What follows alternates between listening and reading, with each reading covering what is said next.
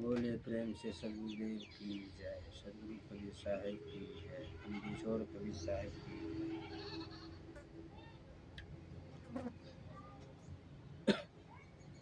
गुरु को कीजिए दंडवत, गुरु को कीजिए दंडवत, कोटि कोटि प्रणाम।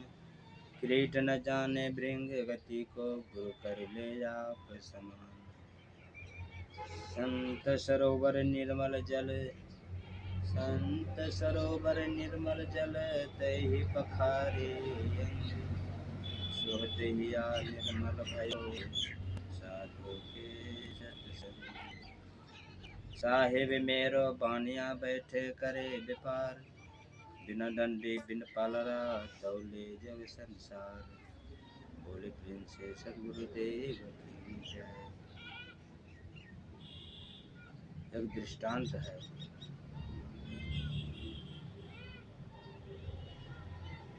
कि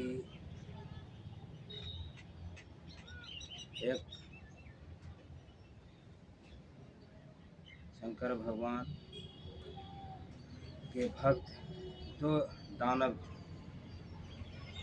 दोनों ने शंकर जी का पूजा किया। शंकर जी जब उस समय में प्रकट हुए तब दोनों दानव को कहा, दोनों राक्षस को कहा, शंकर जी बोलो तुम क्या वरदान मांगना चाहते हो। तो कहा कि दोनों विचार के पहले किए थे, हमको जब वरदान देंगे समझ हम यही कहेंगे हमको पार्वती चाहिए।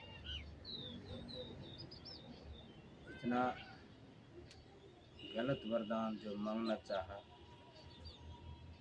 तो कहा ठीक है हम पार्वती को दे देंगे।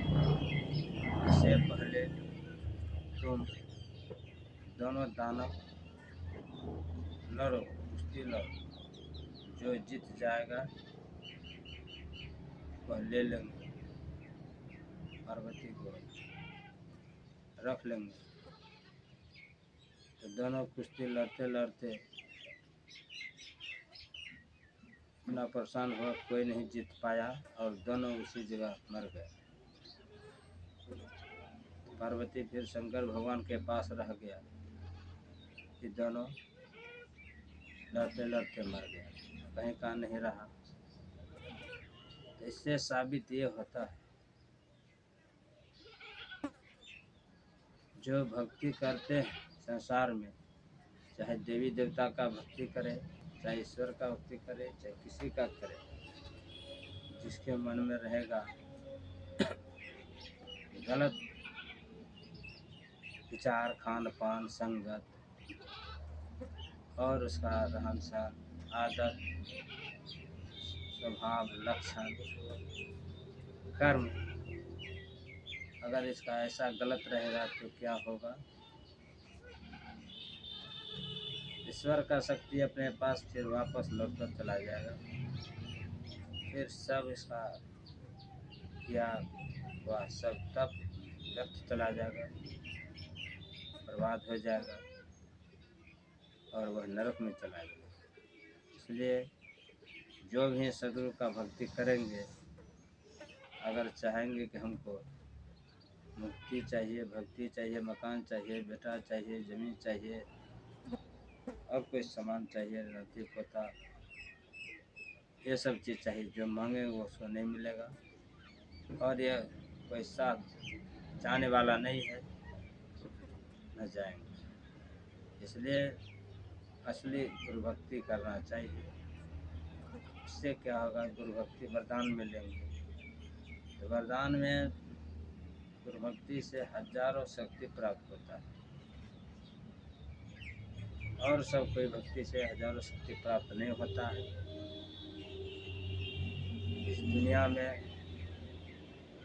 नए से नए पंथ निकलते हैं, लेकिन बिना कबीर साहब के नाम लिए कुछ न कुछ, जब तक कबीर साहब का चाहे भजन द्वारा, दोहा द्वारा, प्रवचन द्वारा, मंगल द्वारा, स्वाहा द्वारा, संदान द्वारा, वैकुंठ द्वारा, जब तक नहीं कहेंगे तो उसमें कोई सार चीज, कोई मुख्य चीज, कोई असल चीज नहीं बचेगी, सिर्फ उसमें भूसा ही भूसा रहेगा। इसलिए कबीर साहब का जो भक्ति है, इसमें सभी नहीं चल पाते हैं, ना चल सकेंगे, क्योंकि सबसे ऊंचा भक्ति है।